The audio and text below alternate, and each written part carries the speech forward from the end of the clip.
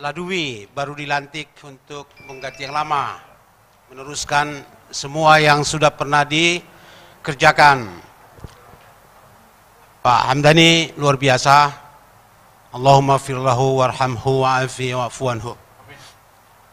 Saya melahirkan satu buku dari kerja bersama dengan beliau. Saya tidak terlibat secara organik, tapi ikut dalam setiap langkah, terutama advokasi masjid-masjid yang dirobohkan ke bumi atas nama proyek, atas nama pembangunan, dan itu bertentangan dengan ideologi Pancasila. Buku saya yang lahir itu mengandaikan masjid baru dalam persepsi baru. Ada masjid mukim, itulah tempat kita berjamaah tiap hari dan azan khatib kita di sana imam. Ada masjid pekerja, mungkin populasi penduduk tidak banyak di situ, tapi di situ ada bangunan publik yang pekerjanya diasumsikan untuk daerah Sumut, Medan, kecuali Taput, kampung Bapak ini, itu 60 sampai 70% pasti orang Muslim. Paling tidak 2-3 kali dia harus melaksanakan kewajibannya sholat di situ.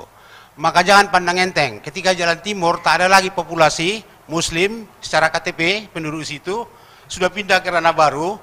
Lahannya diambil oleh Cina karena dia nggak bertahan survive ekonomik. Dia mengambil tempat di relung-relung yang paling sulit.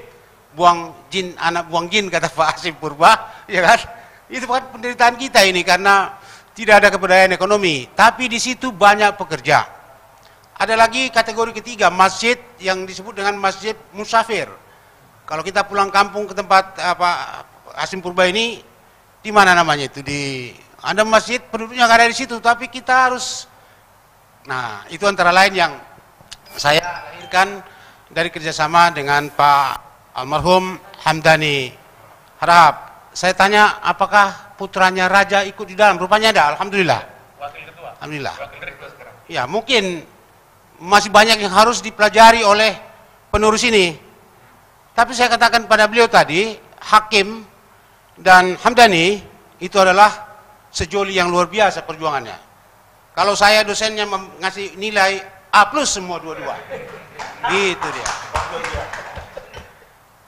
Hadirin sekalian, saya baca dokumen-dokumen yang terakses mengenai ini. Rupanya Pak Zimli As-Siddiqi ada di etape awal dalam upaya untuk pelahiran dari HIP ini. Iya, satu yang Kristen, satu Zimli. Ya, yang Kristen sudahlah. Kalau yang Kristen memang dia pinginnya gitu, merombak Indonesia itu menjadi kerajaan Allah di bumi dan di mana-mana. Itu tugas dia lah itu. Agamanya meminta itu, ya go ahead. Kan begitu. Dan kita menyerahkan kepada dia enggak? Kan gitu persoalannya. Tapi si Zimli ini, dia supportive, effort yang luar biasa secara moral dan akademik, dan dia kan orang yang memiliki kedudukan secara historis di Indonesia. Walaupun kedudukannya sekarang ada LSM yang bermarkas di Senayan. LSM maksud saya DPD. Makanya aku larang terus itu kawan-kawan dari USU mau ke DPD, Hakim Siagian mau ke DPD, ngapain di sana? Itu LSM, lebih bagus ngurus Ladwi. Saya bilang begitu. Apa nggak ngerti si Hakim ini struktur kenegaraan? Apaan itu DPD itu? DPD. Nggak ada itu. Itu karena marahnya, ya kan? Nggak ada yang bisa dilakukannya itu, nggak ada. Tapi kalau ada musibah, dia bawa Indomie. Hanya itu dibawa TV. Kan keritinglah rambut mereka semua, rakyat yang makan Indomie itu karena sekeriting Indomie itu. Begitu-begitu aja logikanya. Jadi itu menyadarkan kita bahwa seseorang, sekelompok yang kita lihat seperti kawan kita, rupanya bukan. Dia malah menyarankan undang-undang ini bukan hanya sekedar untuk mengukuhkan kedudukan hukum dari BPIP, tapi juga menjadi omnibus law yang akan memajukan, istilahnya apa, undang-undang yang lain itu. Sapu jagatnya begitu dia. Hadirin sekalian, saya punya dokumen di situ, tolonglah dipaparkan. Namanya kajian, tidak bisa? Oh, kalau dari HP bisa? Supaya semua dapat.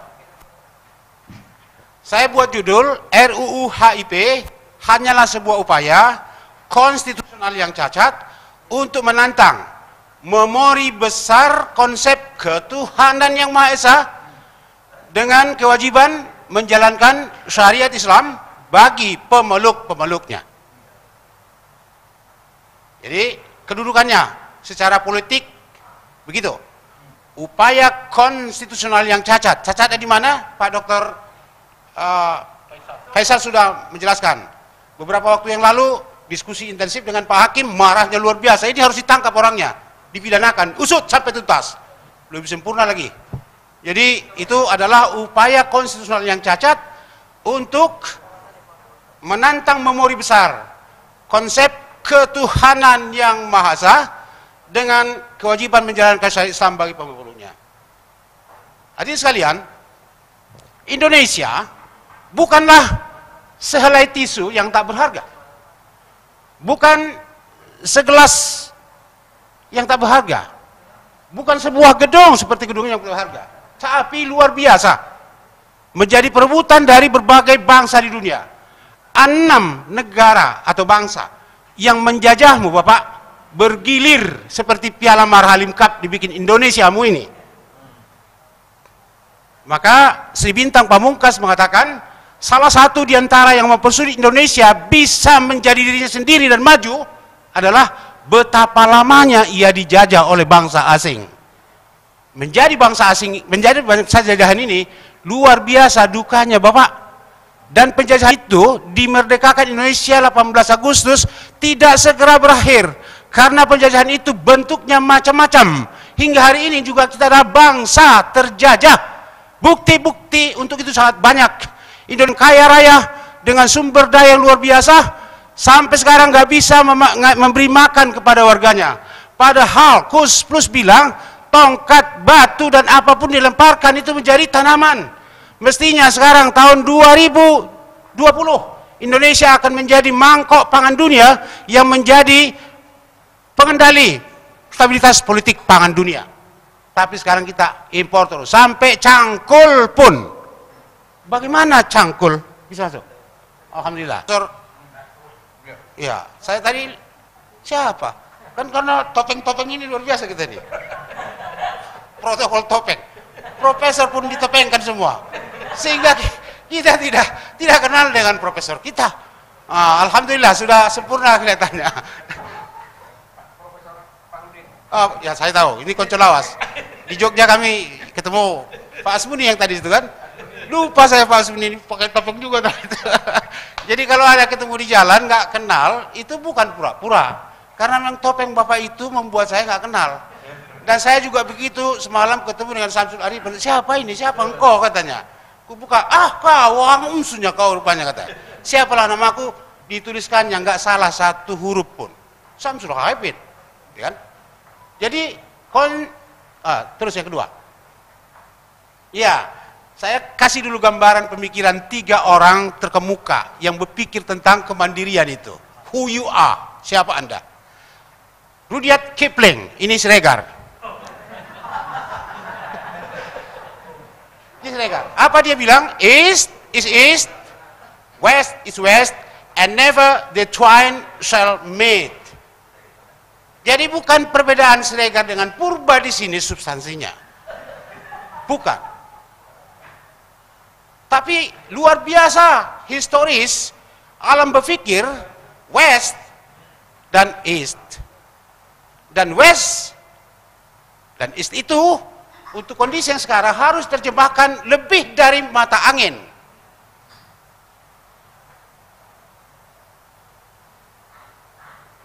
Sila pertama itu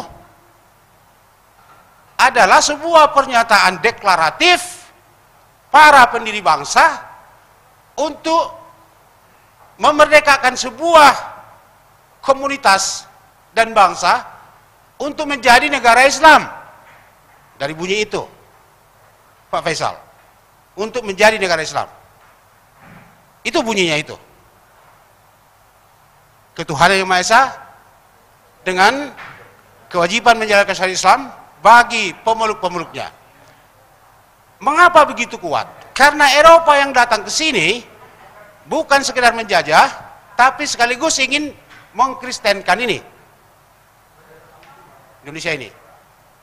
Dan itu adalah lanjutan saja dari Perang Salib. Itu jelas. Lanjutan Perang Salib. Perang Salib itu berakhir, tapi nggak akan pernah itu berhenti. Nggak pernah berhenti. Dan ini adalah lanjutan effort dari hal serupa. Jadi Rudyard Kipling jelas itu. Kemudian Edward Said. Edward Said ini orang Timur Tengah. Berpindah untuk menjadi akademisi di Barat. Dia tahu bagaimana sejak dari Perang Salib merontokkan. Dan ada satu lagi orang yang sekuat dia, Sabah Mahmud, yang mengatakan bahwa konsep-konsep yang dipaksakan kepada negara-negara Islam, bangsa-bangsa Muslim, termasuk pluralisme dan lain sebagainya, adalah sekedar cara untuk membuat toleransi agar agama non-Islam itu leluasa beroperasi di komunitas Muslim. Itu ceritanya. Sekarang kita coba bertanya dulu, apa politik identitas? Kalau disurvei, negatif semua pendapat semua orang ini, baik yang agamawan, profesor, tentang politik identitas. Bagaimana mungkin politik identitas? Karena politik identitas itu adalah perjuangan awal dari politik. Apa ada negara di Eropa dan di Amerika yang tidak beridentitas? Itu Donald Trump bilang, we can make America great again.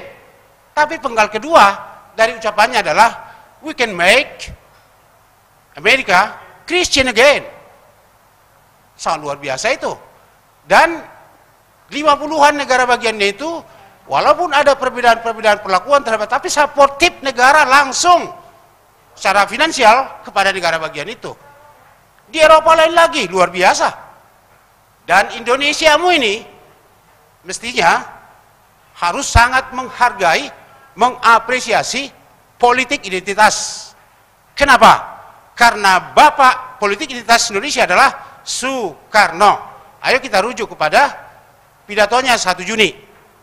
Dia bilang, wahai saudara-saudara, ketika menjelaskan perwakilan dia, saudara sekalian, saya belah dada saya orang Islam. Luar dalam, dia bilang. Tapi saya lihat dalam representasi keislaman di Indonesia, sangat kecil. Disebut kita 97% Muslim. Tapi aspirasinya berbeda. Oleh karena itu, bagi saya, kata Bung Karno, terimalah ini, konsep ini, bahwa setiap agama, kalau ingin merombak konstitusi dan peraturan sesuai dengan agamanya, berjuanglah memperbanyak orang-orangmu di lembaga perwakilan. Itu dia bilang. Saya nggak bohong itu, ayo kita cari. Sayangnya di Indonesia, dokumen-dokumen seperti itu agak dirahasiakan. Dan seolah-olah yang merumuskan Pancasila itu hanya Bung Karno. Ini manipulatif. Maka disebutlah 1 Juni hari lahir Pancasila. Itu kan bohong itu. Bohong itu. Memang betul tanggal 1 Juni ada istilah Pancasila muncul dari seorang pembicara. Pembicara itu namanya Soekarno. Sebelumnya ada pembicara. Ada 12 versi Pancasila itu. Versi yang paling tepat adalah rumusan Yamin. Sesuai dengan yang kita akui sekarang. Nah, yang diperas-peras itu memang ada wacananya di forum seperti ini. Tapi kan ada prosedur untuk mengakui dia. Dan yang diakui tanggal 18 itu bukan versi pras-pras Trisila Ekasila, tapi Pancasila yang kita terima sekarang itu. Gitu. Jadi jangan terlalu terlena dengan konsep-konsep Barat. Oh, mau maju dia dan sebagainya. Tokoh-tokoh kita yang sangat terlibat dengan LSM Barat juga luar biasa. Untuk meyakinkan bahwa kita ini adalah bangsa yang tidak beradab, tidak memiliki nilai dan sebagainya itu. Sampai cuci tangan pun mau diajari. Bagaimana orang Islam diajari soal cuci tangan? Persoalannya adalah negeri-negeri Islam terlalu lama dijajah oleh bangsa asing sehingga melarat, menderita. Untuk menyekolahkan dirinya sendiri pun dia tidak bisa. Maka jangan tuntut dia bagaimana cuci tangan yang bersih. Makan aja pun dia juga belum. Ini soal agenda. Dan sekarang ada satu sarjana yang besar sekali pengaruhnya dari Prancis, namanya Thomas Piketty. Thomas Piketty ini menjelaskan Persoalan kemiskinan bukan karena orang-orang itu malas dan bodoh, tapi bagaimana sejarah memperlakukan dia. Sampai sekarang kita dijajah. Nggak bisa kita menentukan seperti apa pembangunan negeri kita ini. Dikontrol oleh PBB, melalui badan-badannya. Apakah UNESCO, apakah USAID, apakah itu Bank Dunia, apakah itu IMF. Nggak pernah punya kemandirian sejak kita merdeka. Malah terus-menerus dipompa pikiran-pikiran yang aneh sehingga kita tidak pernah menemukan diri kita. Yang kedua, yang ketiga adalah Gayatri Chakravorty Spipak Boruregar dari Spirok ini. Apa dia bilang? Can subaltern speak? Subaltern itu diambil dari tradisi di India. India itu kan lama sekali orang Inggris di sana. Inggris itu memperkenalkan tradisi militer. Seorang kapten tidak akan bisa berbicara kalau mayor ada di situ. Mayor tak bisa bicara kalau kolonel ada di situ. Begitu juga sebaliknya. Jadi jangan kau tanya apapun kepada kopral. Kopral itu tidak bisa bicara. Dia hanya menyelenggarakan. Gitulah kita semua itu distratarakan. Indonesia nggak pernah speak. We cannot speak. Bahkan bahasa kita pun, alam pikiran kita ditukangi, diformat mereka, diinstal mereka dari luar. Lihat itu bahasa. Kalau hadir sekarang situ Muhammad Yamin, Muhammad Atta, Syahrir, kita berbahasa Indonesia. Iya, kok bahasa kalian bukan bahasa Indonesia? Begitu. Udah lain sekali. Dan itu dari bahasa Melayu yang Arab dirombak menjadi bahasa Sanskerta. Bahasa Sanskerta itu adalah bahasa yang sudah afkir, nggak pernah ada penggunanya lagi. Cobalah Pak Profesor ini, pangkatnya apa? Profesor Madya, itu Sanskerta. Kalau dikasih pengabdian sekian tahun, nama penghargaannya itu pasti Sanskerta. Itu sengaja untuk memusuhi Islam. Di Medan ini juga sempat itu tulis Arab nama jalan itu. Waktu Bahtiar Djapar, jalan Sirdang gitu. Sekarang habis itu. Dan kalau kita buat itu, kau politik identitas. Kalau mendirikan agama Islam, kau pergi ke Arab. Kau kan kadrun. Luar biasa. Luar biasa. Stand up. Lawan itu. Nggak bisa itu.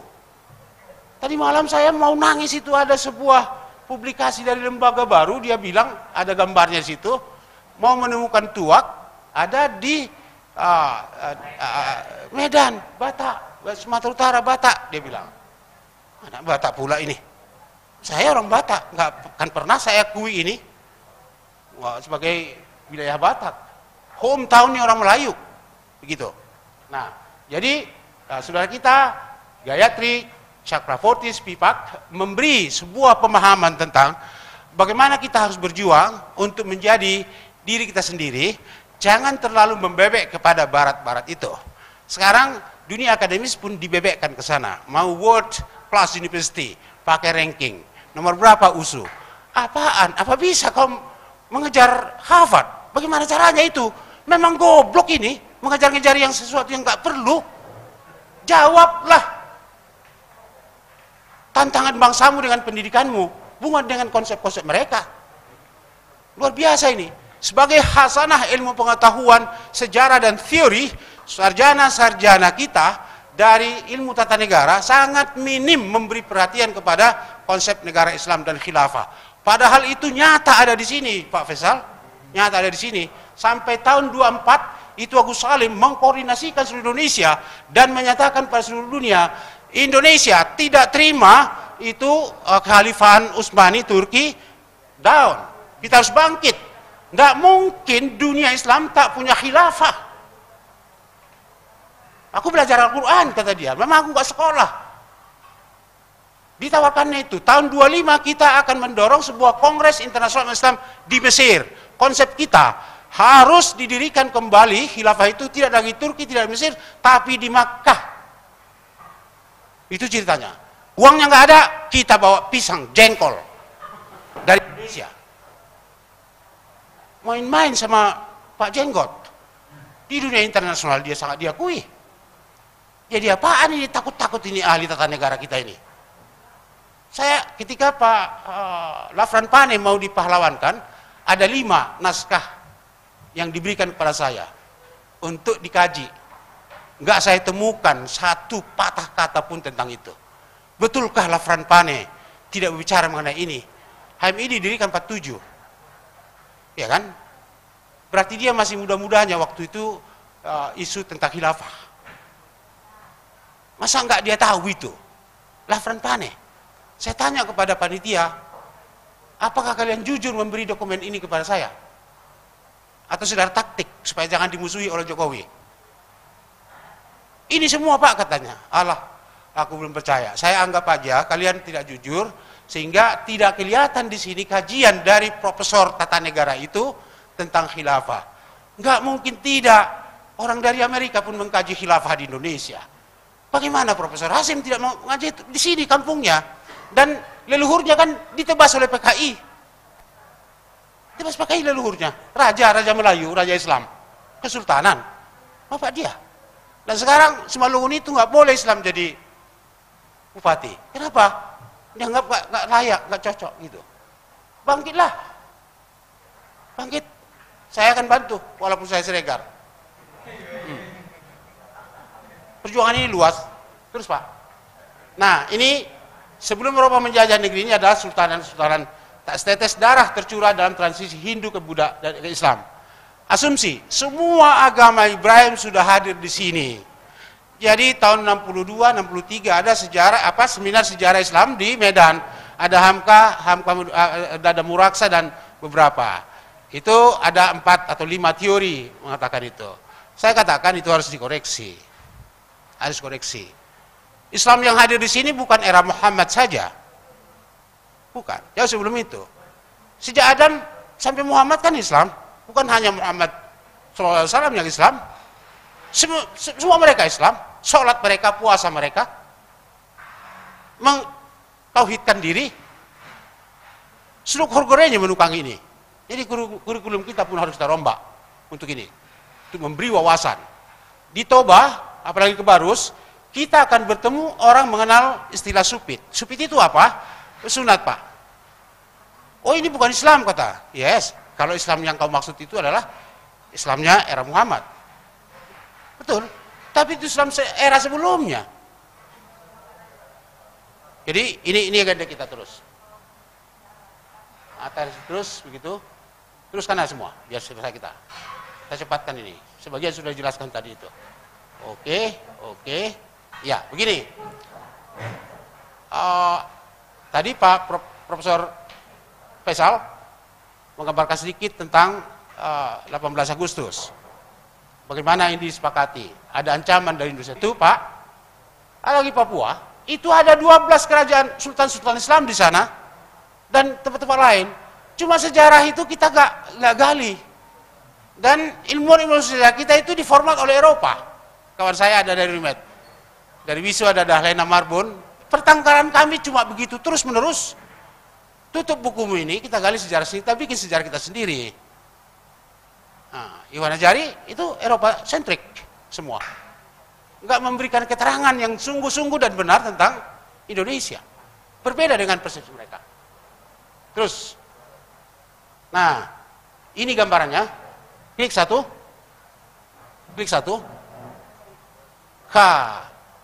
Aneka tradisi sudah ada di Indonesia. Hindu, Buddha sebelum Eropa itu datang. Wrestling, bergulat terus itu. Untuk mendapatkan otoritas atau asuh terhadap negara.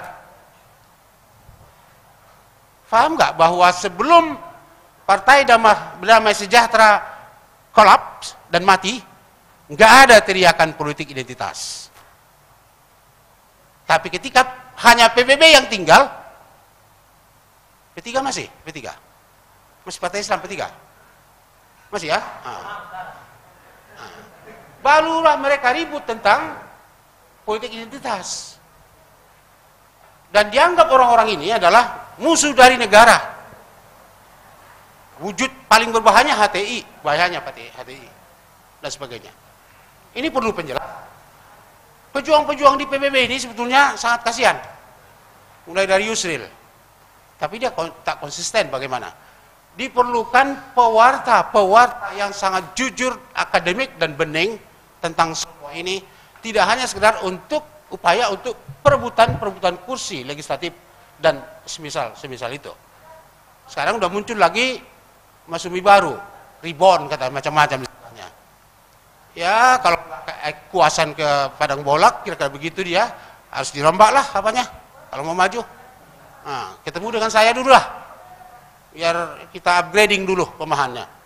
Kalau hanya sekedar untuk mendapatkan gaji per bulan di DPRD, ya sudahlah. Nah, jadi menderes aja lah, kan gitu dia. Kotor keislaman kita dibikinnya, jadi itu menjadi contoh bagi dunia. Nanti itu harus di-upgrade. Itu kritik saya yang tajam. Soal ada yang marah, aku udah siap dimarahi. Terus Pak, klik lagi. Komunisme, PKI, nasionalisme, semua bergelut di situ. Kristen, Katolik, Sosial Demokrat dan lainnya dimasukkan di sini oleh penjajah itu. Snevelit membawanya. Snevelit itu bukan hebat kali, tapi komunis Indonesia, PKI Indonesia sangat mengheboh-hebohkan Snevelit ini. Emang siapa dia ini? Nggak segininya itu dibanding Ibrahim Tan Malaka. Ibrahim Tan Malaka itu dari Sumatera Barat, Inyo ke Belanda, sekolahnya di Belanda. Dunia internasional, manusia internasional, Tan Malaka pernah melamar untuk menjadi tentara Jerman. I know it's very well, takkan mungkin, mardut saya itu, tapi saya coba lamar. Dilamar, dipermasalahkan oleh Jerman itu, termasuk Hitler, nggak boleh, karena dia bukan karena perawakannya kecil. Tan Malaka sehari itu kan macam saya ini, nggak gagah, tapi kalau gini takut juga orang ditamparnya, karena tamparannya lain, menusuk ke hati. Itu Tan Malaka. Jauh lebih hebat ini komunismenya. Saya nggak lihat siapa yang hebat dia. Ini bicara di Kongres Internasional, 2 jenderal berbicara dan seluruh pembicara Eropa dengarkan saya, dia bilang. Kongres kedua Internasional Komunis membuat gagasan besarnya yang menjadi tesis, yakni melawan pan-Islamisme. Karena pan-Islamisme itu luar biasa. Kita bikinlah perbandingan seperti di Eropa, agama adalah candu, kita tokoh-tokohin orang Islam ini. Terus ini kan gampang ditokohi, karena membaca saja dia, menghafal dia. 30 juz mau dihafalnya. Baik itu baik. Tapi kalau menghafal saja begitu, menjawab kehidupan siapa? Makin banyak yang tahfiz itu nanti, sehingga nggak ada generasi muda yang bisa menjadi wali kota, bupati, gubernur. Padahal yang menentukan kehidupan itu bupati, gubernur. Tanggalkan dasimu. Rebut itu semua. Jadi Tan Malaka itu dikaburkan, dibunuh. 23 nama samarannya. Begitu dia, dari sana kemari. Tapi orang Indonesia itu tondinya bile, kalau disebut asing itu luar biasa. Dan ketika pemerintah membuat konsep, dibikin bahasa Inggris, udah hebat kita rasa. Lihat itu corona, semua peristilaan Inggris, yang bahkan saya yakin kalau ditanya sungguh-sungguh pada Pak Jokowi, dia nggak ngerti itu new normal. Ini bukan menghina, ini konsep-konsep yang di mama, di tingkat-tingkat UNESCO dan sebagainya. Nggak mungkin dia kan nggak berani pun datang ke PBB untuk berbicara di situ. Soekarno memanfaatkan forum PBB itu, memarah-marahi dunia. Ini nggak pernah ada. Kasihan deh umat kita di Indonesia ini. Presiden kita tak pernah bicara pada forum dunia. Mau apaan? Itu fakta. Saya nggak mengejek, supaya kita sadar lah. Saya tahu di sini ada juga cebong-cebong, nggak apa-apa lah, berbahagialah dengan kecebonganmu. Soal ke surga atau apa, bukan cebongnya itu yang mengatakan itu. Sekarang polarisasi Indonesia tajam sekali, cebong dan kampret. Kampret itu ada pilihannya. Kampret yang paling luar biasa itu adalah kadrun. Kadrun itu adalah saya, bapak ini, bapak ini, bapak ini, bapak itu. Itu kadrun. Kenapa? Karena pemahaman Islamnya bagus. Dia ketua kami, apa enggak kadrun itu? Walaupun nggak mancung, walaupun apa, kan lihat itu apanya, ini luar biasa. Kan hal-hal begitu terus dikelola isunya oleh komunis-komunis ini, gitu dia. Terus Bapak, kita selesaikan itu, terus masih ada waktu saya Pak Hakim? 5 menit lagi. Nah, 5 menit lagi. Saudara sekalian, Todung Mulia Lubis, you know him? Dan siapa satu lagi sarjana hukum perempuan itu?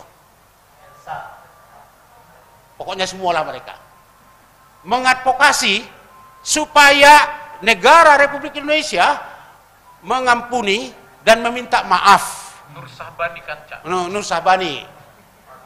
Kasus mana? Siregar. Biasa.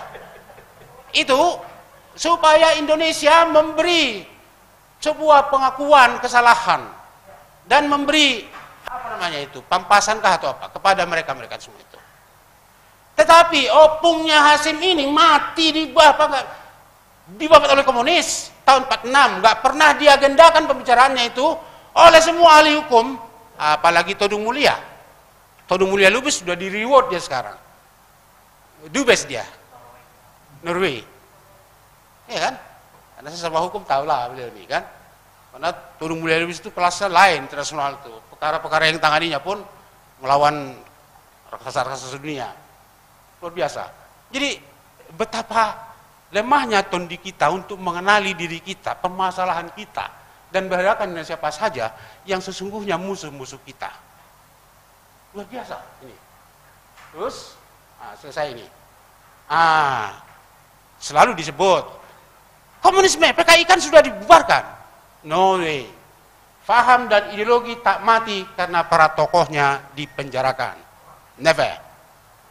Understanding the revival of the communist ideology in contemporary Indonesia. Waktu Kiflan Zain datang ke sini, buka ceramah di Hotel Madani, saya kasih ini, waduh, ada di situ ya, saya sebelahnya, kasih. Ya, bagaimana ini? Ya, yang begitu, biar saya. Cocok ini katanya, kita kembangkan ini. Supaya kita tahu bahwa formally dibubarkan, ada TAP MPRS-nya, malah orang PKI itu bilang, kok SS bisa menjawab masa depan, kata. S-nya dia, kata. MPRS-nya dia, kata. Dia nggak ngerti, Pak. Dijelaskan sama komunis-komunis itu tuh. Walaupun S di situ bukan S yang dingin-dingin itu, bukan sementara ad hoc itu. Kekuatan hukumnya luar biasa itu. Malek itu kalau saya bilang. Salah nggak ya? Alaikum. Pertama, misunderstanding of the nature of ideology. Salah paham terhadap ideologi itu. Kader-kader itu mau mati pun hidup komunis, dia bilang. Kemudian, the similarities of the political atmosphere between two eras. Ada kesamaan. Era demi era. Dan sekarang dia muncul kembali. Terus, the reference of collective memories of the victims. Jadi, korban-korban itu memiliki memori kolektif untuk revenge, balas dendam. Terus itu, nggak akan pernah itu. Nah, Pak Hasim ini kan ditakdirkan Tuhan sangat wise, tapi gejolak di debatinnya siapa kalian yang bisa baca? Aku baca. Dia mau balas itu. Opungnya nggak tahu dia kuburannya di mana, di Kandis sana. Raja opungnya itu dimasukkannya nomensen ke apa? Nomensen tahu kan? Masukkannya ke kandang lembu, ditahannya di situ. Kau pura-pura kau membebaskan dan sebagainya, padahal kau kaki tangan. Kaulah yang membawa Belanda sehingga terjadi perang Toba. Sejak perang Toba itulah daerah itu menjadi Kristen. Kau bangga-banggakan Eporus. Itu Pak Hasim sangat tahu, tapi Pak Hasim ini wise, mengukur kekuatan. Kita berteriak nanti entah bagaimana, bin dan semacam-macam itu kan nggak tahu kita kemana induknya itu. Sangat wise ini. Udah pernah mau ditangkap di zaman pernah masuk daftar ya, Rabdinal masuk apa semua. Ya kalau Pak Hasim udah ditangkap, gegerlah Sumatera Utara. Bisa terjadi gelombang massa yang mengarah kepada pembubaran Republik. Kalau sampai tokoh kita ini kan begitu. Tapi beliau ini kompromi dengan Saud Situmorang waktu itu. The rise of political domination and the decline of Islam according to Samuel P. Huntington. Huntington itu buat analisis. Analisis Huntington itu digunakan oleh Amerika khususnya. Atau mungkin Amerika memesan sebuah kajian kepada Huntington. Dimulai dengan pemboman di Amerika. Itulah menjadi akses Amerika untuk melakukan apa saja yang mereka inginkan untuk menghancurkan Islam di seluruh dunia. Di Indonesia terjadilah pembunuhan sana sini, macam-macam. Sehingga Ba'asyir tak pernah terbuktikan kesalahannya, tapi hingga hari ini harus dipenjara. dan itu Al-Habib apa itu? Shihab nggak boleh pulang ke Indonesia. Kan begitu. Islam kita ini maunya azan bolehlah, tapi jangan kuat-kuat kali. Kan gitu ya. Tahlil kalian tahlil lah. Jangan pakai mic. Di sholat apa semua. Jangan bicarakan soal politik. Bagaimana itu? Bagaimana itu? Moshe Sharon, seorang profesor dari Ben Gurion University. We are very small in the eyes of Islam. We are maksudnya itu, we are, kita, Yahuda dan Nasoro, sangat kecil di dalam pandangan Islam. Islam itu tidaklah seperti yang digambarkan oleh media barat. Dia adalah kebudayaan besar, teritorial besar. Kau lihat dia sekarang lemah, itu sesuatu yang tidak abadi. Dia akan mengambil sesuatu yang kau anggap milikmu, karena itu milik dia. You tahu nggak, Islam ini dari Adam. Milik dia semua ini. Jangan kau patentik sama dia. Kau lihat dia berpeci-peci agak luyu-luyu, bukan di situ kekuatan Islam. Itu kajian mutakhir dari seorang profesor yang selama 30 tahun dia menjadi penasihat bagi Perdana Menteri Israel. Orang seperti itu. Setelah pensiun dia menyatakan, we are very small in the eyes of Islam. No chance for you. Gak ada acaramu untuk menantang dia. Begitu. Maka betul-betullah dia merasa resah bagaimana mengalahkan Islam. Tidak ada. Kerjasama aja sama dia. Itu dari pensiunan ini. Terus Pak, the stability of power as result of conflict management conducted by regime. Regime kita ini pandai membuat konflik supaya bipolar and segmentary proses. Lihat itu, semua orang yang dianggap perlu rekrut dia masuk ke BUMN, kasih uang macam-macam. Nah, tidak ada merit system di situ. Kita akan tinjau ini, apa BUMN ini secara substantif. 3 menit lagi. Ya, Ibnu Khaldun kita kaji apanya, ndak elok lah BUMN ini. Harus ada resep yang khusus begitu. Nah, terus quasi political offenses and the drive of democratization. Demokratisasi ini adalah satu kebebasan yang sangat semu, kuasi. Apa kata Pak Ketua Umum PBNU Hasyim Muzadi? Orang-orang ini sangat bangga dengan keberhasilannya merontokkan Pak Harto, bangga dia reformasi. Padahal dia nggak tahu reformasi adalah momentum untuk memukul Islam dari dalam. Itu Soeharto sudah Islam, sudah Muhammad Soeharto, semua keluarga sudah diajari oleh Tarmizi Tahir dan Quraisy Shihab. Memang awalnya dia lah musuh Islam itu, belakangan dia berubah. Dilihat itu luar biasa, ijminya ada semua, gawat ini, rontokan dari dalam, dibiayai semua itu. Agen-agennya luar biasa, termasuk B.J. Habibie. Dan bagaimana untuk memastikan orang-orang mereka menjadi penguasa tetap, itu disiasati dengan cara pemilu. Pemilu kita mulai dari 2004, 2000 berapa itu Pak SBY, sampai sekarang yang terakhir, disiasati dengan ghost voter. Dan pemilu kita ini, pemilu yang sangat tidak transparan, sangat tidak dapat dipertanggungjawabkan datanya. Bagaimana kita berkelahi di MK dengan dia, kita tidak punya data. Itu transparan. Ada teori baru tentang itu sekarang itu, yang tidak pernah diketahui, tidak mau dipikirkan oleh orang-orang Indonesia. Makanya Pak Hakim sebagai orang parpolitik, selalu saya bilang ke kupingnya keras-keras, Pak Hakim, rombak 2 hal. Pertama, undang-undang parpol, wajibkan negara memberi parpol itu dana 1 triliun per tahun, per partai. Daripada dicuri diam-diam oleh partai penguasa, 85 triliun, bagus semua partai-partai ini dikasih. Jadi PBB pun dikasih. Sehingga dia mampu melakukan sesuatu, nggak pada disogok oleh ini dan itu, dia mampu. Dan dia tidak punya akses kepada APBD dan APBN. Tapi kalau resmi dikasih 1 triliun, itu sudah bisa. Akan kita lihat perimbangannya nanti. Terus, kita lewatkan ini. Lewat. Terus, ya. Ini solusi saya. Kita perkuat pemahaman terhadap Indonesia melalui Pancasila itu. Bagi saya Pancasila itu adalah doktrin untuk perwujudan Darul Ahdi Wassahadah. NKRI Pancasila adalah Darul Ahdi Wassahadah untuk menuju baldah Thaibah warabun ghafur. Bapak Ibu lebih ahli dari saya tentang dalil-dalil naqli. Lalu kemudian bahasa konstitusi kita melindungi segenap tumpah darah bangsa Indonesia. Kapan ini bisa direalisasikan? Tidak bisa kecuali Indonesia dipancasilakan. Kunto Wijoyo mengatakan ini problem Indonesia.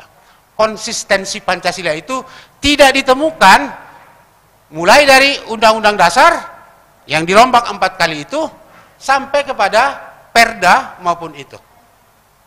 Nah, sarjana hukum, politisi, dan ulama mendiamkan. Di Amerika Bapak Ibu, tiap tahun ulama-ulama pergi ke Kongres, ribut di situ. Teriakannya adalah, oh ini Pak Siregar ya, Pak Siregar luar biasa. Dari NU.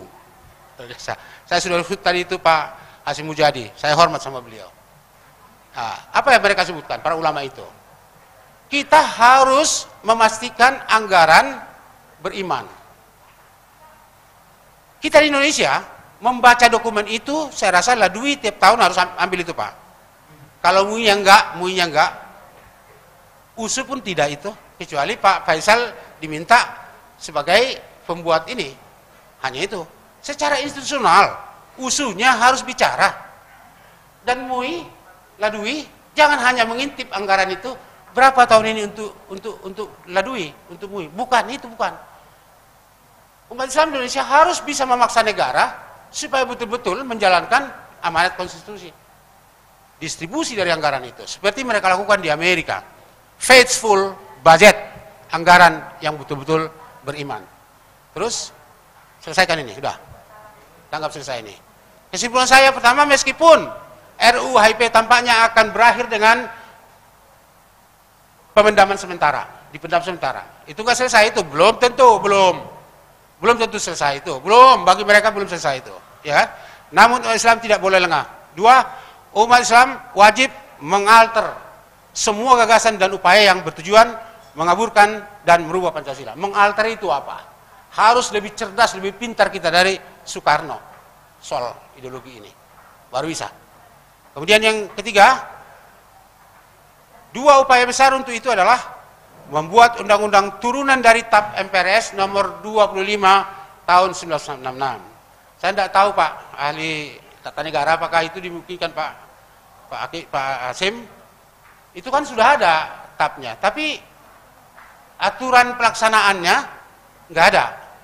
Dalam pikiran saya itu diperlukan Pak, tapi tergantung pada Pak ahli hukum lah. Diperlukan undang-undang yang menjadi turunan dari TAP MPRS nomor 25 tahun 66. Katanya kalau menyebarkan paham komunis dan ini dan sebagainya ada pidananya. Di pasal berapa saya tidak tahu. Tapi undang-undang yang bisa menjadi pegangan dalam melaksanakan itu, ini perlu dibuat. Yang terakhir,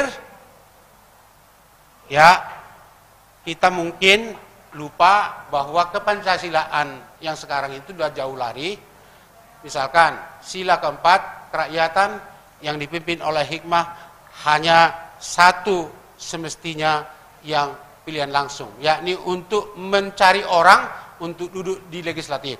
Setelah itu legislatiflah yang memilih wali kota, bupati, gubernur, dan presiden. Masih Pancasila ke kita ini, kita akan bilang Pancasila. Dan kita akan bilang, saya Pancasila, kamu siapa? Hal-hal seperti inilah yang dimusuhi oleh Kunto Wijoyo. Dia inginkan agar ada konsistensi. Substansi nilai-nilai Pancasila itu sebagai ajaran. Tidak hanya sebagai dead metaphor. Apa dead metaphor itu? Remaja sama putra dan putri, ada berkenalan, saling rindu, tapi remaja putra ini punya 2. Ketemu sama si Fitri, dia bilang I love you. Tapi sama si Maimunah I love you juga. Nah, ketemu kayak begitu, dead metaphor. Jadi I love you itu dead metaphor. Metafora yang tidak ada gunanya. Kayak begitu, mohon maaf kalau terlalu semangat, tapi maksud saya bahwa persoalan kita di sini adalah hal yang belum pernah selesai. Itu never ending struggle buat mereka. Oke, Pak Suhaib. Ya. Assalamualaikum warahmatullahi wabarakatuh. Waalaikumsalam. Mari beri